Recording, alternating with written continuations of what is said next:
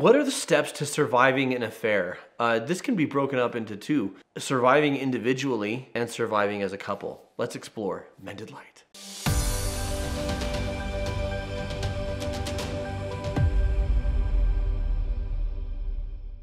I love this question because this is one of our areas of expertise. We have an entire online course that you can take with one of our specialists called Healing from Infidelity, based on the work of Drs. John and Julie Gottman, and then adapted and revised with their permission. So look, let's talk about healing from infidelity. Let's talk about it as a couple first, and then as an individual. Because some people, their partner has an affair and they still want to make it work. And that's a hard thing to come back from, but it can be done. It won't always be done with every case, with every couple. So how do you know if the relationship is beyond saving or not? And then as an individual, either you're done with that relationship, which is a totally valid decision, or you're still in the relationship, but you're just struggling. So what does that look like? So as a couple, the Gottmans talk about three phases: atonement, attunement, and attachment. In the and they're not just like you get through one and then you start the other and then you start the other. And like they all bleed together. You get atonement going good and strong, and then you add attunement, and you get that going with the atonement, and then you add attachment, and all three are moving together. But let me break down what they are. Atonement, that word, is the process of reconciliation and of making things right. It's religiously, they talk about paying a penance for a sin. In a relationship, it's about how do I show that I'm taking this so seriously that you can trust me that it won't happen again.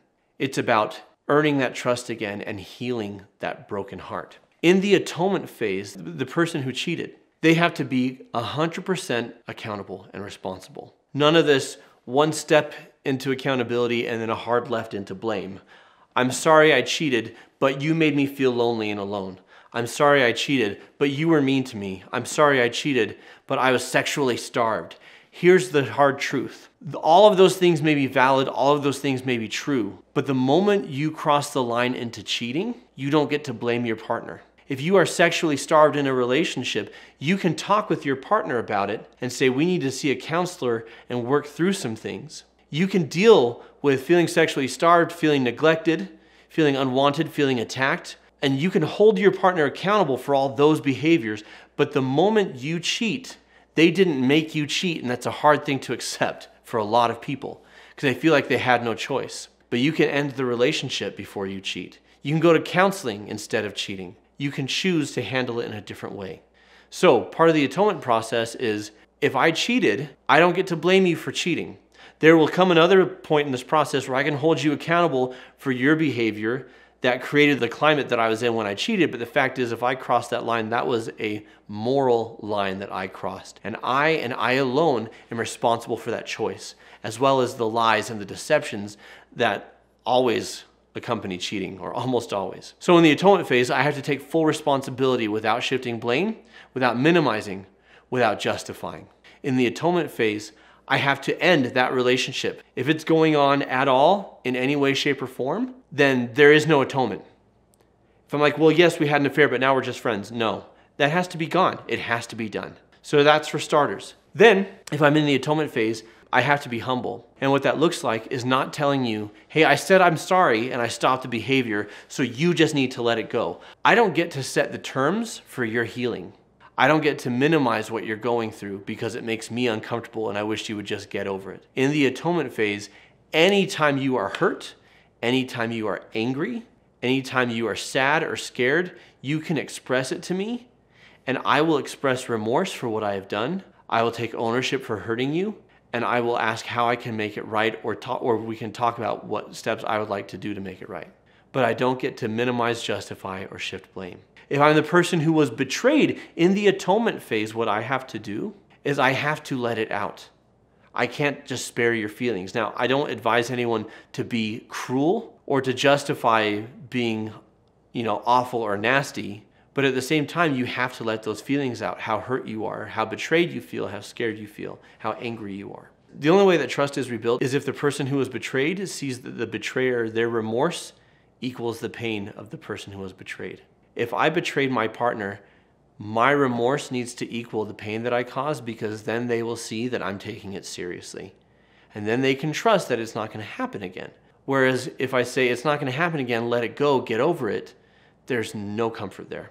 Now, that's diving deep into the atonement phase. In the attunement phase, this is about, okay, there's building trust and making things right from the affair. Then the attunement phase is we're going to address the things that were going wrong in the relationship or in our own personal lives. We're going to look at how this happened, right? Step by step, how did this happen so that we can take different steps in the future. And then in the attachment phase, we're going to build on that trust by establishing consequences, strong consequences like the relationship is over if there is a further indiscretion, what the limits and the boundaries are, and how to make sex and sexuality fun and safe again instead of a trauma trigger, and how to work through all of that. So that's all for couples. For individuals, frankly, it's a similar track. The biggest difference is that you're not trying to build a relationship of trust with the person who hurt you. That whatever they say or do is going to be on them. I'm just focused on my healing. So atonement for me, if I was betrayed, still looks like expressing my hurt, my anger, my disappointment. It may be to a therapist, it may be to a family member, it may be to a friend.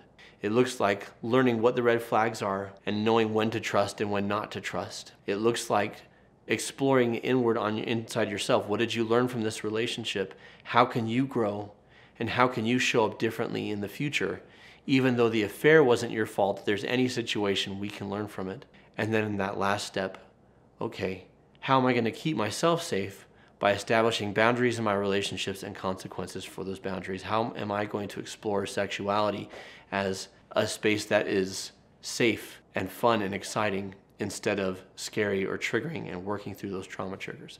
That's what that looks like. All of that easier said than done. I just summarized it here. Most people find that they benefit from a skilled specialist in working through this. To that end, mendedlight.com, you can schedule a complimentary 15-minute consultation with one of our specialists, one of our Healing from Infidelity specialists, who are trained in helping with betrayal trauma, this whole process that I just outlined, and they can walk you through it and help you through it. To that end, what would you expect from counseling after infidelity? I have a video on that very subject I would like to refer you to. Check it out.